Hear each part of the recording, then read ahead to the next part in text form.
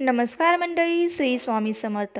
पौराणिक कथेनुसार मार्गशीर्ष महिन्यात सत्ययुगाची सुरुवात झाली, म्हणूनच हा महिना खूप पवित्र आणि विशेष मानला जातो.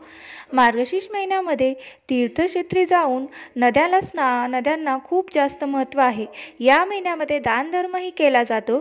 बरेच जण या महिन्यामध्ये संपूर्ण महिना तीर्थक्षेत्री जाऊन स्नान करतात, पण आपल्यापैकी बऱ्याच जणांना हे शक्य नाही. मग आपण काय करायचं? पूजा साहित्याच्या दुकानामध्ये तुम्हाला एक छोटीशी गंगाजलाची बॉटल भेटते, ती आपण आणायची आणि मार्गशीर्ष महिन्यामध्ये दररोज सकाळी स्नान करताना आंघोळीच्या पाण्यामध्ये थोडंसं म्हणजे एक टोपण हे गंगाजल टाकायचं आणि त्या पाण्याने आपण काय करायचं तर स्नान करायचं. किंवा जर तुमच्या आजूबाजूला कुठे एखादं तीर्थक्षेत्र असेल तर तुम्ही तेथे जाऊनही स्नान करू शकता. पण ज्यांना शक्य नाही त्यांनी काय करायचं तर गंगाजल आणायचं, ते आपल्या दररोजच्या आंघोळीच्या पाण्यामध्ये एक टोपण टाकायचं आणि स्नान करायचं.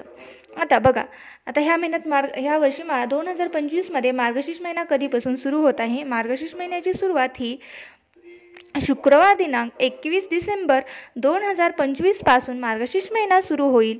तर आजच्या व्हिडिओमध्ये मी तुम्हाला अशी काही लक्ष्मीकारक वस्तू सांगणार आहे की जी तुमच्या देवघरामध्ये ठेवण्यासाठी किंवा मार्गशीर्ष महिन्यात गुरुवारच्या पूजेमध्ये ठेवण्यासाठी ही घेऊ शकता. हा महिना खूप पवित्र आणि पुण्यकारक मानला जातो. अशा काही वस्तू घेतल्यास लक्ष्मी आपल्या घरामध्ये आकर्षित होईल, तसेच लक्ष्मी कायमस्वरूपी टिकून राहील आणि तुमच्यावरती प्रसन्न होईल आणि आपल्याला कधीच कशाची कमी पडणार नाही. तर कोणत्या वस्तू आहेत त्या आपण आजच्या व्हिडिओमध्ये पाहणार आहोत.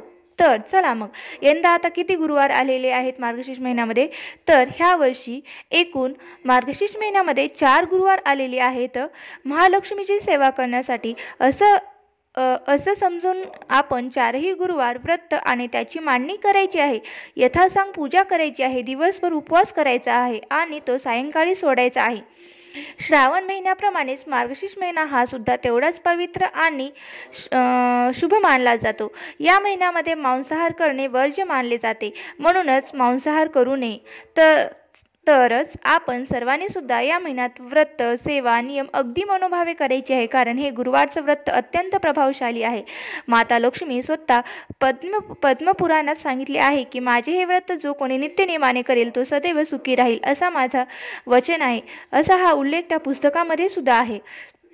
जो कोणी महालक्ष्मी गुरुवारचं व्रत करणार आहे त्याने दिवसभर उपवास करायचा आहे.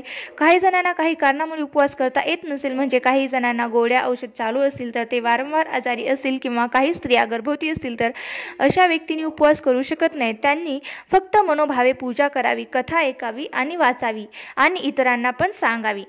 मात्र उपवास करायला ज्यांना काही हरकत नाही त्यांनीच उपवास करावा. तर त्यांनी दिवसभर उपवास करायचा. नंतर उपवासाला तुम्ही फळ, दूध जे काही शक्य असेल किंवा साबुदाण्याची खिचडीसुद्धा खाऊ शकता आणि रात्री नैवेद्य दाखवून तुम्ही उपवास सोडू शकता. अशा प्रकारे तुम्ही गुरुवारचं व्रत करू शकता. आता त्याचबरोबर काही अशी लक्ष्मीकारक वस्तूसुद्धा आपण, जी वस्तू आपल्या देवघरामध्ये ठेवल्यामुळे आपल्याला लक्ष्मीपूजेचं फळ मिळतं, किंवा आपण ती वस्तू घरात ठेवल्यामुळे लक्ष्मी आपल्या घरामध्ये आकर्षित होत असते. बघा, काय तर ती पिवळ्या कवड्या, म्हणजे काय तर पिवळ्या कवड्या या माता लक्ष्मीला प्रिय असल्यामुळे माता लक्ष्मी आकर्षित होते असे म्हटले जाते. त्यामुळे तुम्ही 5, 7, 11 अशा कवड्या खरेदी करू शकता. व या कवड्या अनेक प्रकारच्या असतात, पांढऱ्या सुद्धा असतात. काही जणांकडे पांढऱ्या असतील तर त्या तुम्ही थोडीशी ओली हळद करून, त्या हळदीने पिवळ्या करून मग त्याची पूजा केली तरीही चालू शकतं. पण जर तुम्ही नवीन खरेदी करणार असाल तर मग तुम्ही घेताना पिवळ्या घ्या.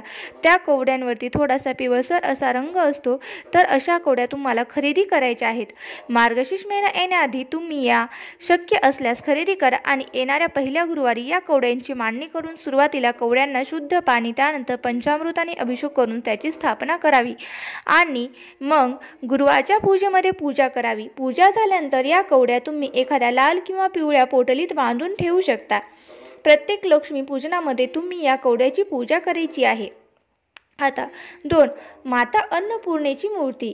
जर तुमच्या घरामध्ये माता अन्नपूर्णेची मूर्ती असेल तर छानच, पण नसेल तर तुम्ही या मार्गशीर्ष महिन्यामध्ये खरेदी करू शकता किंवा मार्गशीर्ष पौर्णिमेलाही तुम्ही ते खरेदी करू शकता.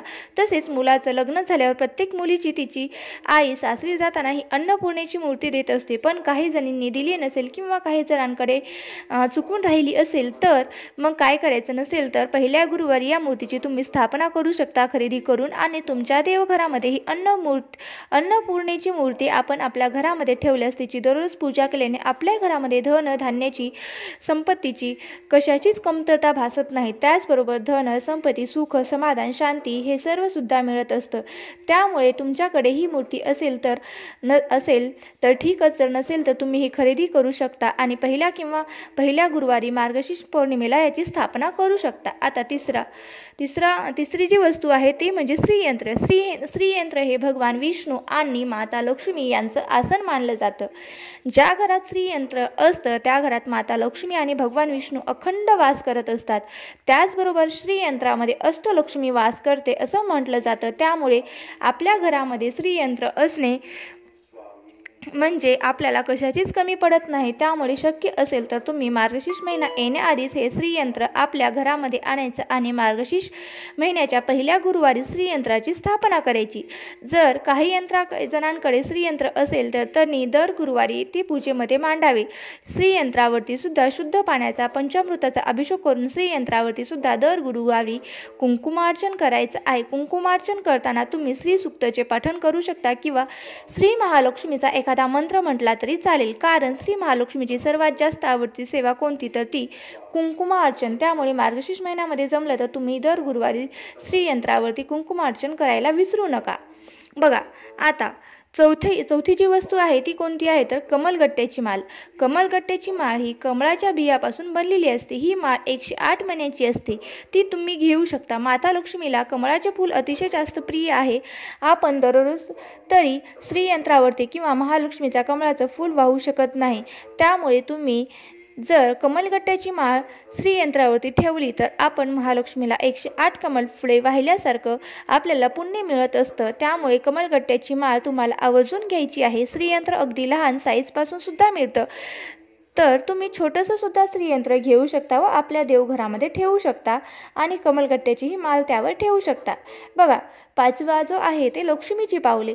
जर तुम्ही उंबरठ्यावरती लावण्यासाठी लक्ष्मीची पावले घेणार असाल तर ते मार्गशीर्ष महिना सुरू होण्याआधीच तुम्ही ही लक्ष्मीची पावले आवश्यक घ्या. ही पावले घेतल्यानंतर त्यांच्यावरती सुद्धा शुद्ध पाण्याने त्यानंतर पंचामृताने अभिषेक करा आणि मार्गशीर्ष गुरुवारच्या पहिल्या दिवशी आपल्या उंबरठ्यावरती चिटकून आपल्याला यथासांग अशी पूजा करायची आहे. शक्य असेल तर चांदीची पावले घ्या, नसेल तर तुम्हाला कोणतीही जी आवडेल ती पावले तुम्ही बाजारामधून खरेदी करू शकता. बघा, 6वी वस्तू आहे कुबेर यंत्र. श्रीयंत्राप्रमाणेच तुम्ही कुबेर यंत्र सुद्धा घेऊ शकतात, कारण कुबेर ही धनाची देवता आहे. धनाची देवता मानले जाते. म्हणजे कुबेराची मूर्ती तुम्ही देवघरामध्ये नाही ठेवू शकत, पण ती तिजोरीमध्ये ठेवू शकतात. म्हणजे तर तिजोरी ठेवायची असते, देवघरामध्ये ठेवायची नसते. पण तुम्ही कुबेर यंत्र मात्र तुमच्या देवघरामध्ये नक्की ठेवू शकता. त्यामुळे तुम्हाला घ्यायचं असेल तर मार्गशीर्ष महिना सुरू होण्याआधीच तुम्ही खरेदी करू शकता. त्या पूजेमध्ये तुम्ही मांडू शकता. आता गजलक्ष्मी आणि गजंत लक्ष्मीची मूर्ती म्हणजेच काय तर गजलक्ष्मीची सुद्धा आपण आपल्या घरी असणं अतिशय शुभ मानलं जातं. जी आपली अष्टलक्ष्मी मानतो ना, तर त्यातील एक असते ती म्हणजे गजलक्ष्मी. गजलक्ष्मी घेताना तुम्ही ती जोडीत घ्यायची असते. गजलक्ष्मी खरेदी करत असताना त्यावरती हत्तीची सोंड जरूर असावी व उजवा पाय पुढे असावा. अशा पद्धतीची तुम्ही गजलक्ष्मी खरेदी करू शकता. आणि ही गजलक्ष्मी तुम्ही महालक्ष्मीच्या मूर्तीच्या दोन्ही बाजूला 2 किंवा फोटोच्या दोन्ही बाजूला ठेवू शकता. आणि या गजलक्ष्मीचे तोंड हे वास्तुशास्त्रानुसार उत्तरेकडे करून ठेवले पाहिजेत. बघा, या सर्व वस्तू लक्ष्मीकारक आहेत, लक्ष्मीला प्रिय आहेत. यापैकी एखादी वस्तू जरी तुम्ही या पूजेमध्ये ठेवली तर लक्ष्मी माता आकर्षित होईल आणि तुमच्याकडे कायम टिकून राहील. तुम्हाला कधीच कशाची कमी पडणार नाही.